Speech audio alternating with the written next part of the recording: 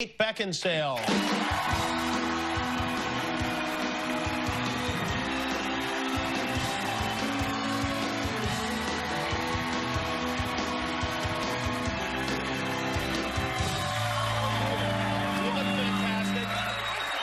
What a great dress. I have to say, I appreciate it when people really dress. Is this you dressing up? Or? This is it. This is as far as it goes. And this is a great dress if you're eating and you don't want to get food on the bottom part of your dress as well. It's got like a whole thing going on. A flap. It's got a flap. A flap. Yes. I was excited about your testicle story. Thank you very much. My friend's husband's dad is a judge in England, and he had to make a law about whether or not it was legal to nail your own testicles to a picnic table.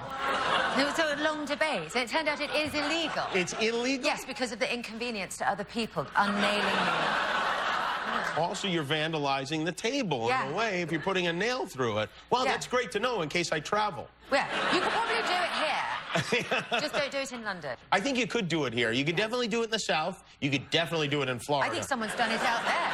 In fact, in Florida, there are no picnics had without nailing one of your testicles to a table. Tell me about it. Well, that's a true story, huh? Yeah. Oh, yes, absolutely. Unbelievable. No, it is. Now, I don't know if you're telling the truth or not. No, it's my best friend's. And this guy was wearing one of those white wigs when he made that ruling. Yes, he had to really think about it for a long time, and then it was just, you know, it's such a hassle having to call emergency services and take the nail out of the picnic table, and whatever happened to the testicles. I mean, that's its own problem. How is your summer going? Is everything good? It's really good. My daughter's about to go to college. She's on summer. Oh, wow, that's a big deal. Yeah, I'm getting ready to become a drug addict. I don't know what to do with the next part of my life. Anyway, you know how they have crushes on like Justin Bieber and things like that? Yes, yes. She's got one on you. Your daughter has. How old is your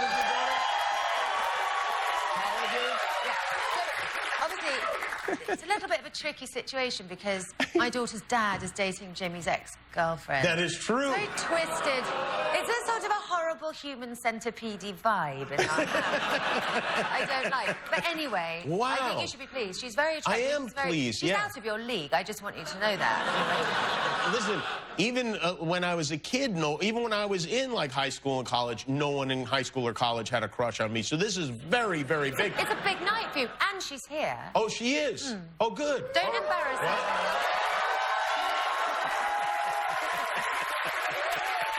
Is this a prank? How you doing?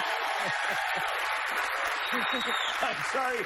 I had nothing to do with this. This is all her. This is your mother. Let's not ruin the crush thing. I want to keep that going, okay? Thank you very much. I appreciate that. I'm flattered. We're both embarrassed. When you were your daughter's age, did you have a crush on a middle-aged, out-of-shape, hairy talk show host? I do think it's a phase, the not conventionally attractive man phase. Oh, not that that's your category. You know what I mean? Yeah, oh, sadly, I do know what you mean. Yes, yeah. Conventionally is a word that doesn't even need to be in the sentence. Yes. It could just be the not attractive man phase. No, yeah. No, I had a sort of, I didn't really have a type, so I sort of veered from Adamant into Boris Becker, and then that really scary-looking one from the Pogues that had no teeth for a minute. Adamant into Boris Becker, the tennis player. Yes. Yeah. No one found him attractive at all, except me. You had AA and BB, and then what was the guy from the Pogues' name? Shane McGowan, I think. Okay, yeah, so you went off of that. What, did you ever meet any of these people? I met Boris Becker years later, and you know... What did he say? It had passed. Oh, it had passed. For me. For you, but yes. I felt like, at the time, I don't know how old I was young, and I was still at that kind of magical thinking phase where I felt like I could sort of control things with my mind. So I feel like I helped him win Wimbledon just by sort of squeezing my uterus a lot. You know what I mean? I was so desperate. I could literally sort of feel my fallopian tubes kind of going into a ball. And then he'd keep getting a shot, and I thought it was me. So I feel like I shared It may have been. He may have sensed that support. Yeah. But I think a lot of people have that when they watch sports. Like when I was a kid, I'd watch a baseball game. I'd sit in a certain position, and if my team was winning... You nailed yourself to a picnic table. I would nail my ball. Well, that's something else. I'm thrown for a loop by the whole thing, but... Sorry. No, not sorry at all. You know, the co-founder of Reddit Alexis Ohanian is here. He is also in love with a tennis player. I'm not anymore. I just want to be clear. You're not. Okay, you're not. Yes, right. I get it. But he is marrying Serena Williams. So in a way, you have that in common. Have you been on Reddit? Have you seen that? I'm not great on things like that. Okay. I know Reddit is the one where sometimes you can find pictures of porn stars with your own face on it.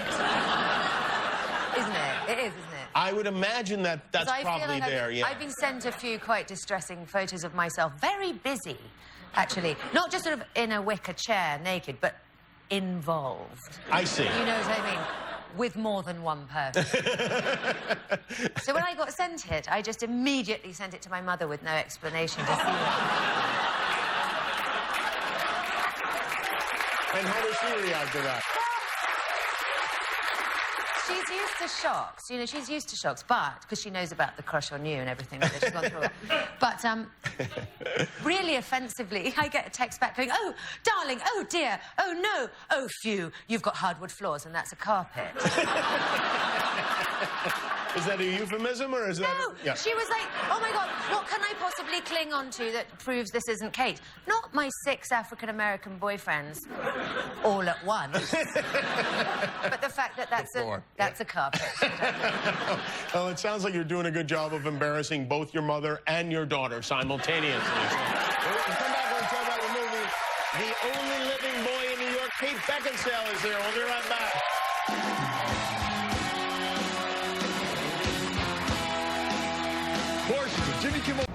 That's Kate Beckinsale and the only living boy in New York. He was trying to make love to her.